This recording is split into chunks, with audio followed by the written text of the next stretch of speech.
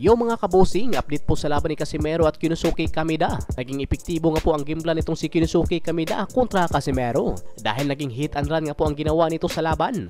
Ayaw nito makipag-engage kay Casimero. Halatang takot ito sa lakas ni Casimero, kung saan ginamit talaga ni Kameda ang kanyang advantage sa laban. At yun nga po ang kanyang tangkad at haba ng galamay, na isa nga po sa nagpahirap kay Casimero. Hindi ito makatama ng sulit dito sa hapon. Sa late rounds naman ay hindi na ganun kaaktibo itong si Casimero. Gayon rin itong si Kameda. At naghihintay lang rin itong si Kameda na magkamali itong si Casimero.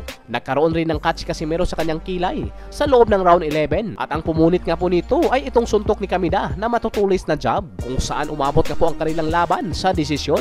At dito nga po nakuha ni Kinosuke ang panalo by a unanimous decision sa scorecard na 92-98, 92-99 at ang huli 93-97. Pero kahit panalo nga po itong si Kinosuke Kameda, ay inantok naman ang manonood sa kanilang laban. Hindi nga po tulad sa mga huling laban ni Kameda na talagang bakbakan. Siguro ito talaga ang plano ng kampo ni Kameda na hindi makipagsabayan dito kay Casimero at maghihintay lang sila kung magkamali ng kamada si Casimero. Sa gabing ito ay wala nga pong Pinoy na nanalo. Puro talo by a unanimous decision. Sa ibang balita naman mga kabusing, laban ni Kenneth Rapisa kontra Hayate Hanada para sa IBF Youth Super Flyweight title. Dito nga po sa laban mga kabusing, talagang patibayan ng loob. Mayroon ring rounds na narurugi itong hapon, pero sadyang kinulang talaga si Kabayan ng follow-up. Pero ganun pa man, maganda naman ang pinapatama ni Kabayan, dahilan para mamaga ang mukha nitong hapon. Pero sa late rounds nga po, dito na nga po umabante itong hapon. Talagang naging agresibo ito at bumato ng maraming suntok. At sa pagkakataong ito, umabot nga po ang kanilang laban sa desisyon. Dito nga po natalo si Kabayan by a unanimous decision. Pero grabe nga po ang layo ng agwat ng kanilang scorecard. Sa 92-98, 94-96 at ang huli 92-98. At lahat nga po pabor dito sa hapon, kung saan makikita naman natin sa laban na marami ring napatama si Kabayan ng malilinis. Baka isa rin sa nakita ng mga hurado ang pagiging agresibo nitong hapon sa late rounds. Dahil dito ay natikman nga po ni Kenneth Rapisa ang unang talo sa kanyang boxing career. At lumagapak nga po ang ring record dito sa 7 wins, 1 loss and 6 knockout. Tanaw! Ayaw, patulak! Samantala naman sa laban ni Rimar Tagakanaw kontra Ayumu Sano, dito nga po ay didipinsahan ni Kabayan ang kanyang WBA Asia Super Flyweight title. Pareho nga pong undefeated itong dalawa bago ang laban. Isa nga po sa napahirap ni Kabayan dito ay itong tangkad ng hapon, at hirap nga po itong makapasok dahil sa matulis na jab. Bili pa rin tayo sa pinakita ni Tagakanaw, lalong-lalo na sa kanyang stamina.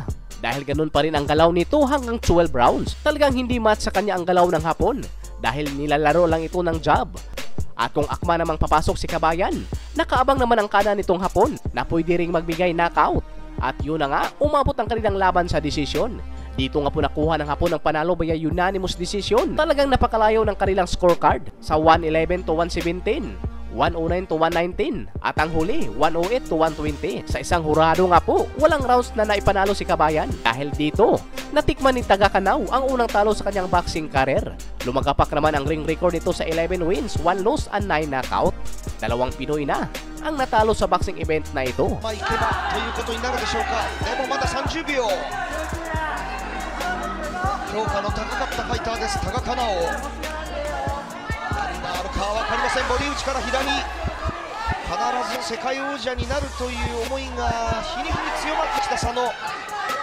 WBC ユース王座に続いての体感。佐野選手いいですね。パリジャブだったりジャブに対して右をかぶせて合わせたり。Samantala naman, update nga po sa win sa dalawa nating pambato ngayong araw na sina Kenneth Lober at Kin Danila, kung saan lalaban nga po sila bukas. Itong si Kin Danila ay nakuha nga po nito ang catch weight limit na 60 kg. Tumimbang ito ng 59.5 kg. Samantala naman ito kanyang kalaban na Kyrgyzstan na si Bektinov ay nag-overweight nga po ito sa unang salang, kaya binigyan ito ng 2 oras para makuha nito ang timbang. Kung makikita nga po natin sa dalawa ay malapad at bato-bato ang katawan nitong ating kababayan. Ang laban nila ay 6-rounder sa lightweight division. At alam nyo ba mga kabusing, ganito kakumpiyansa itong Kyrgyzstan dahil ito pa ang kanyang unang laban sa pro. Samantala itong Pinoy ay mayroon nga po itong undefeated ring record na 6 wins and 5 knockout. Pero isa ring amateurista itong makakalaban ni Kabayan. Samantala naman sa uwiin ni Kenneth Lober ay nag-overweight nga po ito sa unang salang, tumimbang ito ng 120 pounds. Samantala itong si Francisco Baldor ay nakuha nga po nito ang weight limit sa unang salang sa timbangan. kung saan binigyan nga po ng 2 oras itong si Luber para makuha nito ang saktong timbang. At yun na nga, nakuha ni Luber ang saktong timbang sa pangalawang salang nito sa timbangan. At dahil dito, tuloy na ang laban bukas mga kabusing. Sa ibang banda naman, naganap rin ang weigh-in ni IBF Minimum Champion Pedro Taduran kaninang umaga kung saan tumimbang nga po ito ng 104.3 pounds. Samantala naman itong undefeated Cebuano challenger Christian Balunan ay tumimbang rin ito ng 104.3 pounds dahil pasok ang dalawa sa timbang. Tuloy na ang laban bukas mga kabusing. Gaganapin ang kanilang laban sa San Andres Sports Complex, Malate, Manila.